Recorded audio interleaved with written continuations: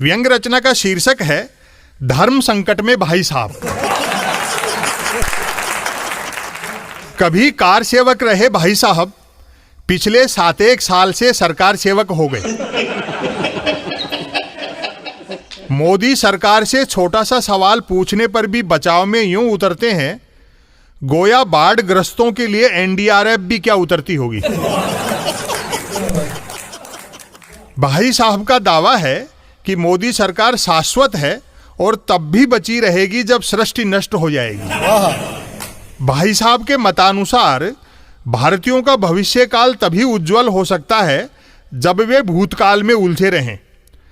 गांधी का सावरकर से और नेहरू का पटेल से सुपरहिट मुकाबला कराते रहने से ही देश गरीबी और बेरोजगारी से सुपरहिट मुकाबला कर पाएगा।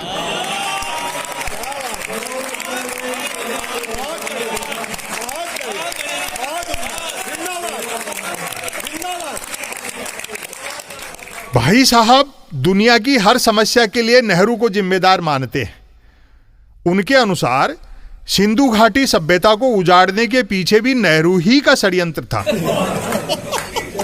भाई साहब को गंभीर शिकायत है कि 600 साल पहले बाबर और इब्राहिम लोदी के युद्ध में इब्राहिम लोदी की पराजय का मुद्दा यदि नेहरू ने 600 साल पहले ही संयुक्त राष्ट्र संघ में उठा दिया होता तो भारत में मुगलों का शासन नहीं होता।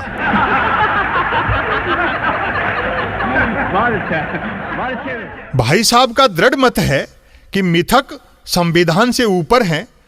धरती शेष नाग के फन पर टिकी हुई है और शेष नाग के फन हिलाने से ही भूकंप आता है।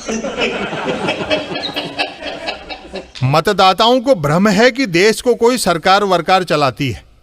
असल में देश को 33 कोटि देवी देवता चलाते हैं। भाई साहब के अनुसार भारत में बरसात पहले भी देवराज इंद्र कराता था और आगे भी देवराज इंद्र ही कराएगा। भारत की सीमाओं से बाहर बरसात कौन कराता है, भाई साहब को इसकी कोई जानकारी नहीं है। भाई साहब उर्दू से चिढ़ते हैं और तत्सम हिंदी का प्रयोग करते हैं। जैसे बचपन को बाल्यावस्था और दीवार को प्राचीर बोलते हैं। उन्हें कतई सहन नहीं है कि कोई प्रतिष्ठा को इज्जत कहे।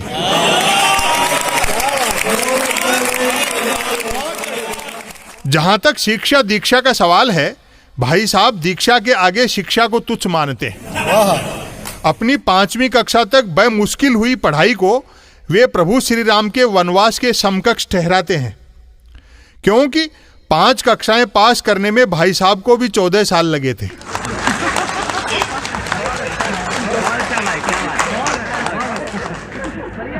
एक भी छपे हुए अक्षर को भाई साहब ने न कभी देखा और न कभी मुंह ही लगाया। उनके अनुसार सच्चा इतिहास वह नहीं है जो इतिहासकारों ने जांच परख कर लिखा है, बल्कि वह है जो उन्होंने सुन रखा है और जिसके प्रचार प्रसार में वे मन वचन कर्म से जुटे हुए हैं। जब तक खुद की आर्थिक स्थिति अच्छी थी, भाई साहब चीजों की बढ़ती कीमतों के लिए उन्हें दोषी मानते थे जिन्होंने वे चीजें बनाई थी। बांस ही नहीं होता तो बांसुरी क्यों बजती। पर इन दिनों भाई साहब आर्थिक संकट और धर्म संकट दोनों में फंस गए हैं। मारे महंगाई और बेरोजगारी के भाई साहब की दशा उस व्यक्ति जैसी हो गई है जो अपने ही फेंके केले के छिलके पर फिसलकर गिर गया हो।